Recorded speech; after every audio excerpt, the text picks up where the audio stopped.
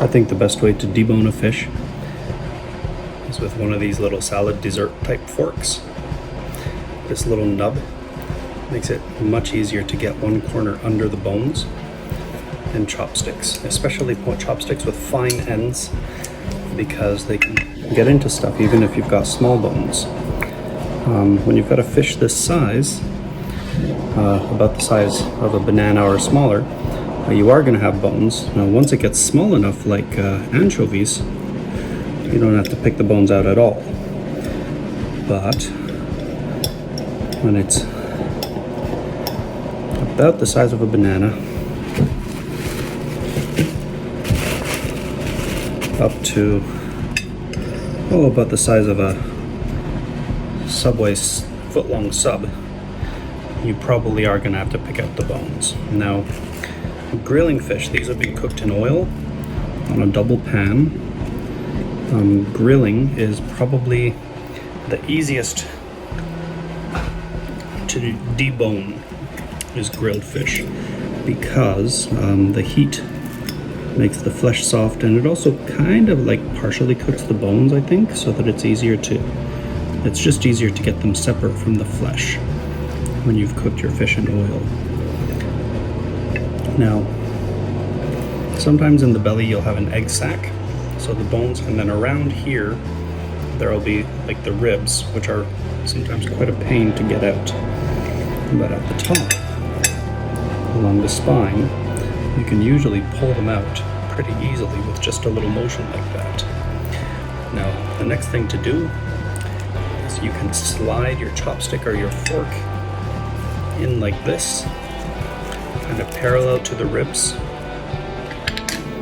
and that'll separate the whole side from the spine, right from the backbone. And now I need a second plate for the deboned fish.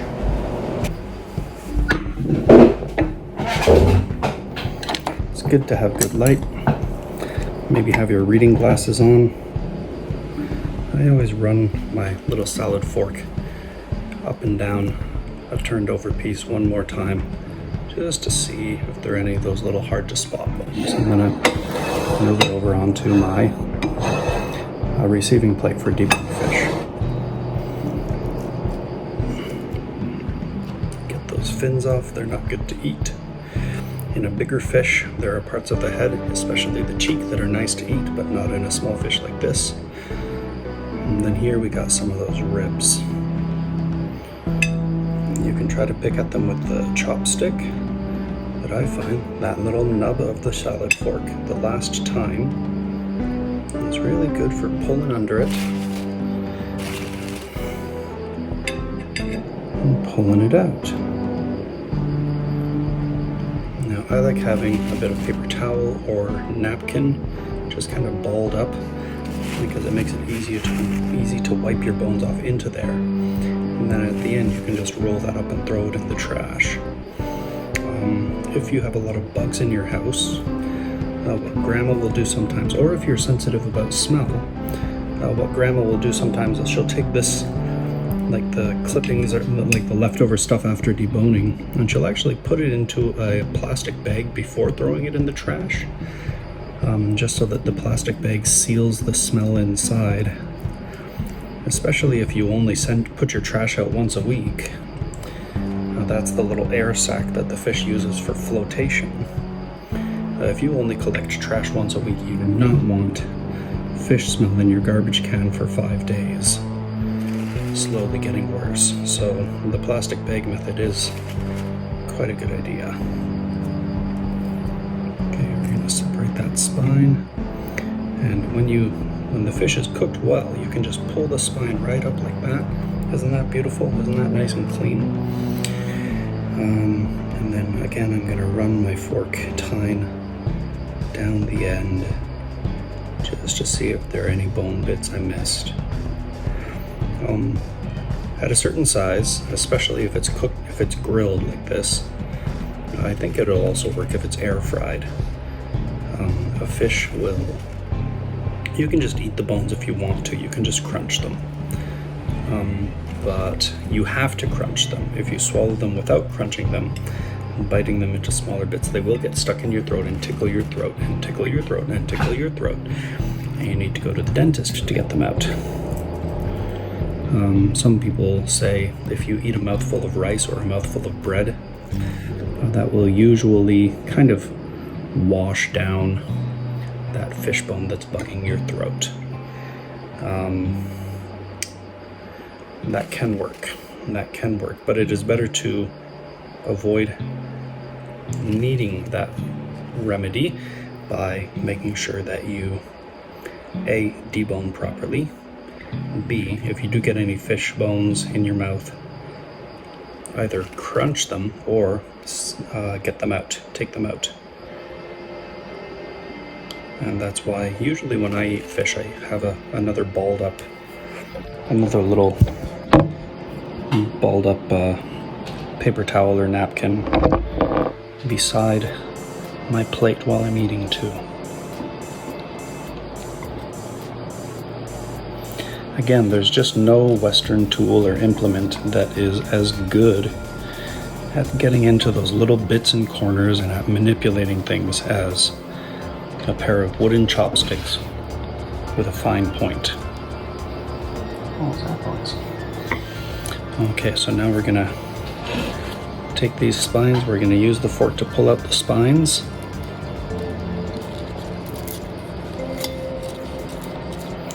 After a bit of practice, these come out nice and cleanly.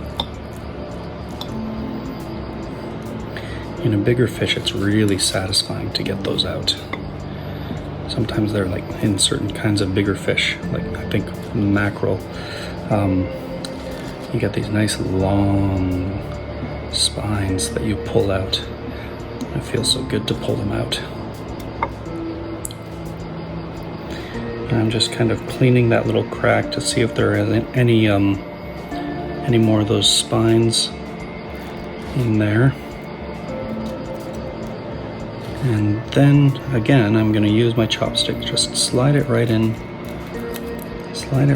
that spot, and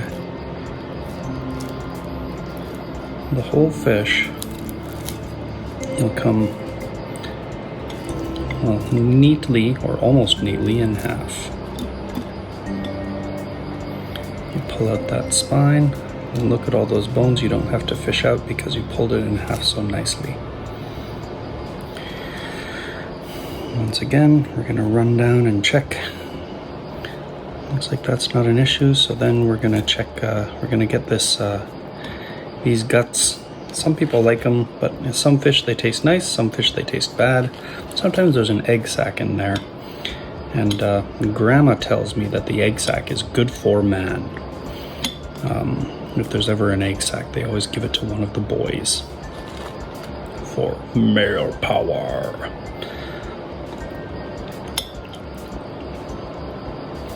Yeah, that doesn't taste very good to me.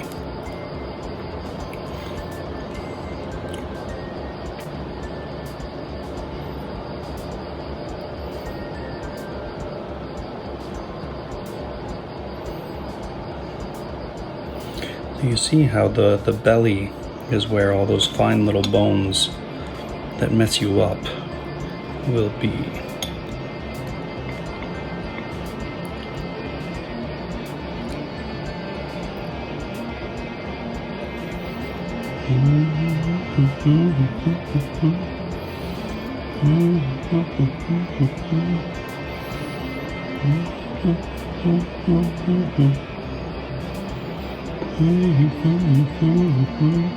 I've got that home song in my head.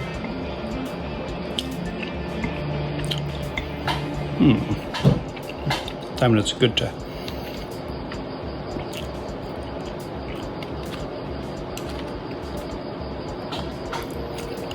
eat a bit to check if it's cooked properly. It takes a little practice to know how hot and how long you cook a fish. What I did with this one, I actually took it right out of the freezer and put it into the double pan, so it was frozen when I put it in there. But Grandma lets the temperature get really, really high in the double pan. I don't like to do that because it dries out the flesh. So during the time when the fish needs to be thawing, I put a little bit of water in the bottom and just kind of add more to keep some water in the bottom. I close the lid so that the steam stays inside and does its job of thawing the fish. But then I just put a little bit of water down there to keep the temperature down, keep more of the liquid in the fish flesh. And just cook it a little longer. That gives you a little more margin for error. Because when you've got super high temperature in a double pan, you really do need to get the timing right, or you can scorch your fish, and that's not good at all. Also, the drier your fish is, the hotter it cooks, the stronger the smell will be.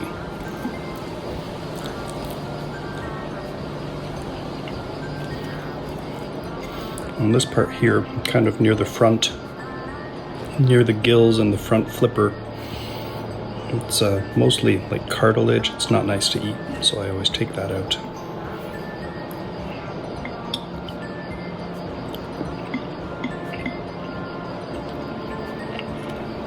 Alright, I'm pretty happy with this fish.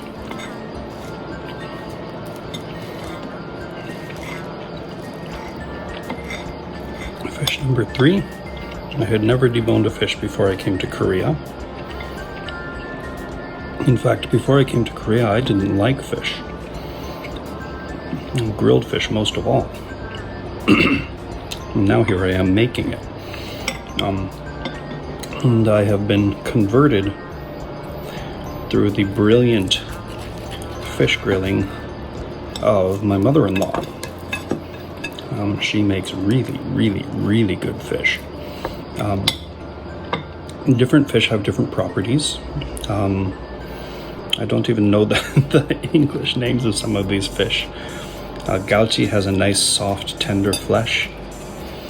Goldunga is my personal favorite, and when it's cooked right, I think Goldunga might be cod because it has a lot of that cod liver oil stuff, that omega-3 oil, and that fish is really good for. And when Goldunga is cooked right, oh, the skin is just fabulous. And the flesh around the neck and gill is really, really oily and tender. So if you don't get the cartilage in your mouth, it is fantastic.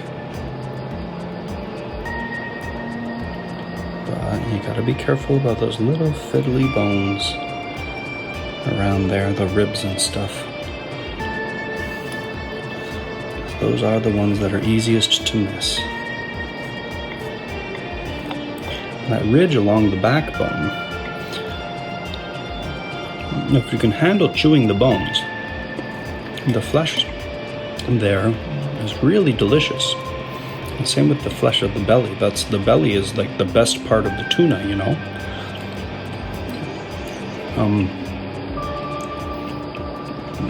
And if you don't mind eating around some of that bone and cartilage, or if you have a fish that's big enough that the bone and cartilage isn't a bother, there's some really, really good fish there.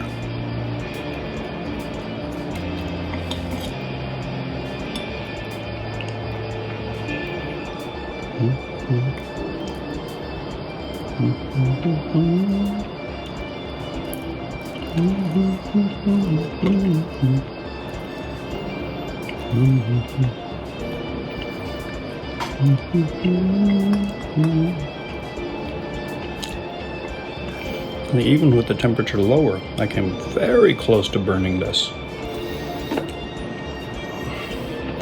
Now what I do, although, to be clear, what I do is I put in that water to make sure that it stays at a lower temperature while it thaws. But then I let the water boil away, or steam away, and then I let the temperature get really high, because a really high cooking temperature, at least for a little while, is what crisps the skin and gives the skin that nice crispy thing with a nice texture and this really nice natural sea salty flavor. It's so good. But you don't get that. And that's one of the drawbacks of cooking your fish on a bed of vegetables like I was doing in the other video, is that you don't get that crisp skin, which is one of the best things about the fried fish. Just like when you boil eggs, you don't get that last bit of egg stuck to the pan, you know? And that you get when you like scramble eggs in a hot pan. That's when I was a kid, we used to fight for that stuff. We used to sneak into the kitchen before Mom had set the table, or before whichever kid had set the table, and try to steal that stuff. You see all those bones, all the different little bones that are in the kind of just sort of behind the jaw of the fish around here. All of those are all the little bones, you see. And those are the annoying little bones that get stuck in your throat and it hurts you. And give your kid a bad experience so that they decide they don't like fish anymore and they'll never eat it. All those little bones, you see those? Now if you can handle crunching them, you can eat them or follow them down with a spoonful of rice, like I said. But they're big enough you can feel them. It's small enough they're hard to get out, especially if you're like a kid and not really good at using chopsticks and salad forks and things. So they are exactly the kind of thing that will cause somebody to fossilize their negative opinions about fish and not give them another try. Which is a shame, because fish can be great.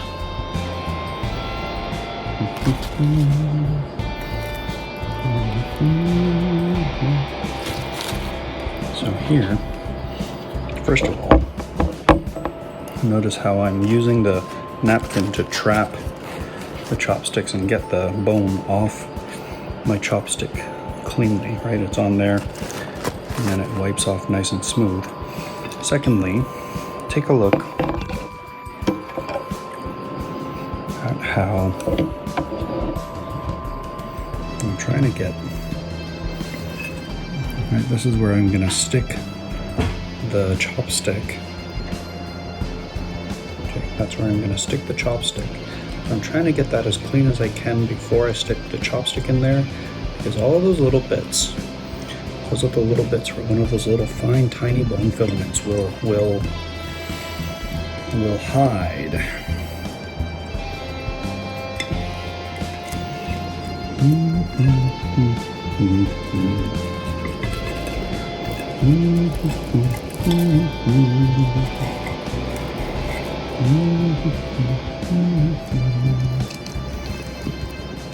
The other way of deboning a fish, of pulling the flesh off the fish, is instead of separating it like that, there are people who just start scratching in one direction away from the spine and then the other direction away from the spine. But I find that you have to do a lot more navigating around the bones when you do that. Because when you pull it apart like this, right, the whole spine and all of the bones attached to it are just right there. So you can pull them out in one smooth move. And that's what I like about this technique. Yeah, I'm sneaking a few bites as we go. That is called the deboner's tax. I said boner. Okay.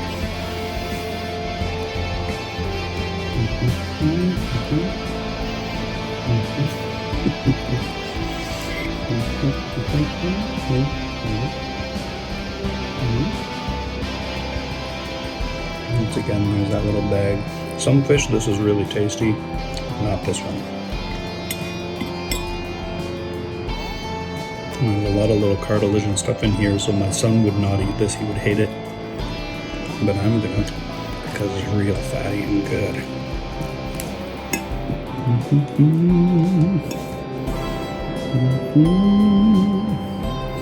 And there are those tiny little bones again. The ones by the jaw and the neck and the gills. That's where the gills are. Now inside the gills, if you have a bigger fish than this, around the gills is some of the softest, tenderest meat. So if you have a bigger fish, like if you got a big old fatty fish, oh man, that meat around there, like the cheek is one of the best pieces of the entire fish. And the jaw, that is the real good stuff. But if you have somebody who hates the bones, then you gotta sift through it instead.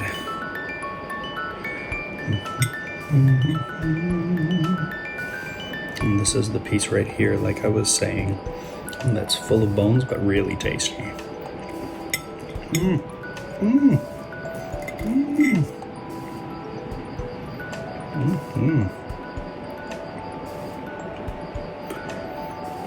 This is pretty labor intensive. One nice thing about beef is cows have huge bones, which means you pretty much never accidentally swallow a cow bone, unless it's like a chip of a bone that got broken because somebody cut the cow apart with a power saw or something. Completely different problems than the problems of fish bones. So it is kind of labor intensive, but number one, that makes you slow down, and sometimes slowing down helps to appreciate the food. I think that's why rich people like lobster, because you can't speed it up. There are no shortcuts. You've got to sit there and fish the meat out of the legs and stuff, right? Slowing down and appreciating the process of eating, if you have the right mindset, can enhance the experience in the same way that food tastes better when you've cooked it yourself, or even grown it yourself. If we have been raised and programmed on fast food and McDonald's, we've become so separated from the food we eat. We have no relationship with it. Then it becomes easy to just let the portions blur together and overeat and make bad choices and not think about where the food comes from.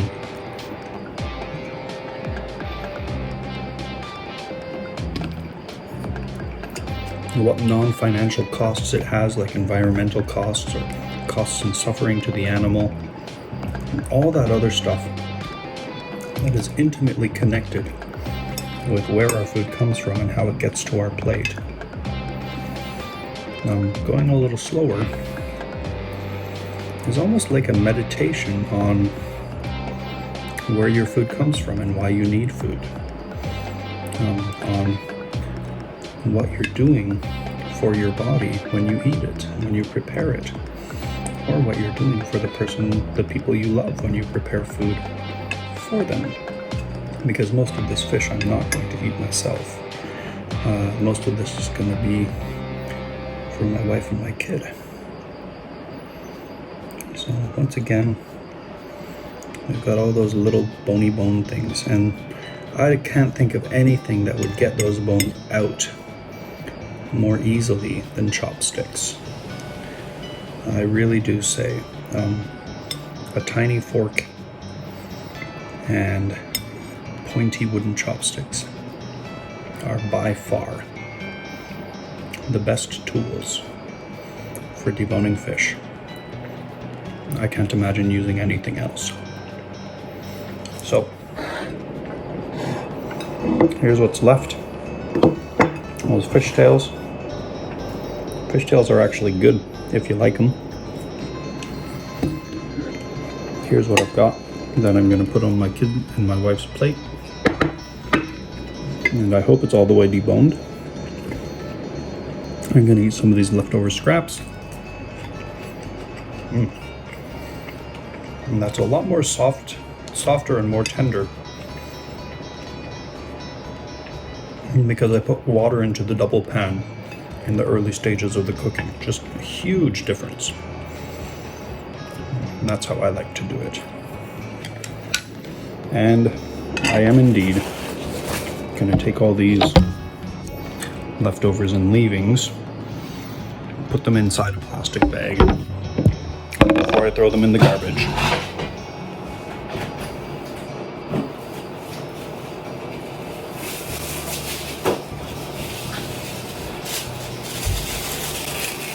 Reheat fried rice.